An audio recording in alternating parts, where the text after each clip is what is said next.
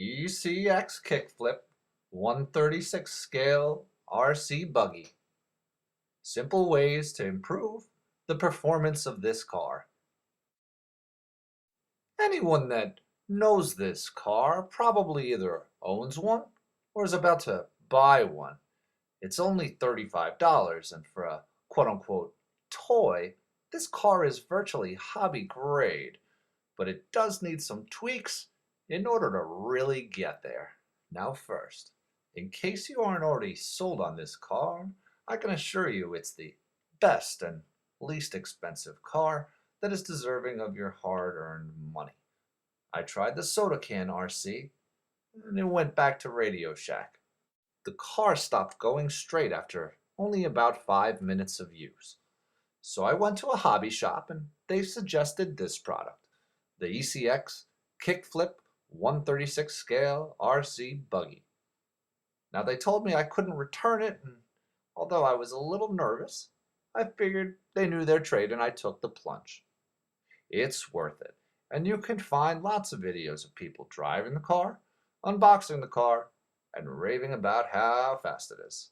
So yeah, go buy it. But this video is not about that. It's about how to make this car better in a few simple steps. Now here are the 4 issues addressed in this video. 1. The foam tires slide too much on my hardwood floor and I don't want to buy new tires. 2. The car steering can't be perfected because even after you trim the steering, there still seems to be some play with the wheels. 3. The gears stopped working after 2 days. I assumed it was a stripped gears. So did the representative I spoke with at ECX. I was wrong, and I'll show you how that problem gets fixed. And last, when I took the car apart to check out the stripped gears, one of the fine wires for the motor snapped. It was tricky reattaching without extra wire, but I found an easy solution after some trial and error.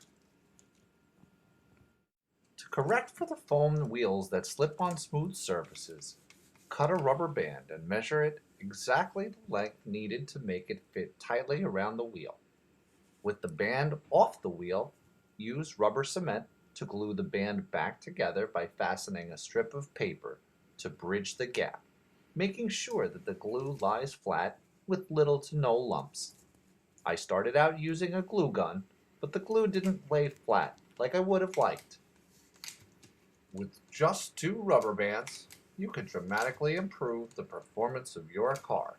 Now, if your car is anything like mine was, you'll find a slight wiggle when you shake the tires.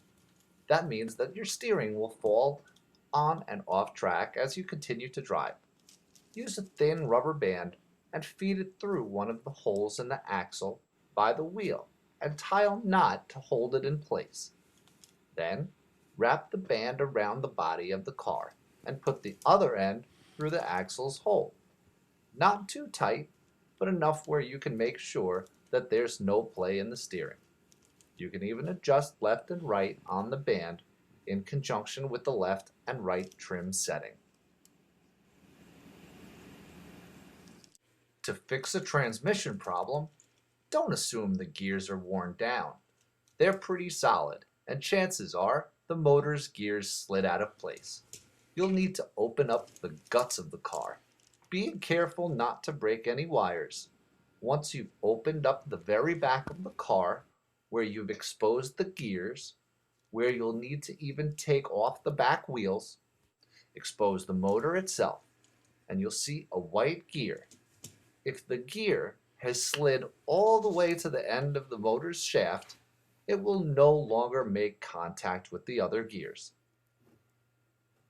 You'll need to slide that gear down until it stops by resting against the motor. I suggest putting a bead of glue to keep the problem from happening again. And then I suggest putting a piece of electrical tape to hold the motor in place so that it does not misalign in the future. Last, if you were as naive as me to break a wire, carefully strip and expose the tips of the broken wires and twist them together Then you could use a glue gun to fuse them, which I didn't know you could actually use a glue gun, but it worked great. Good luck and enjoy your new car.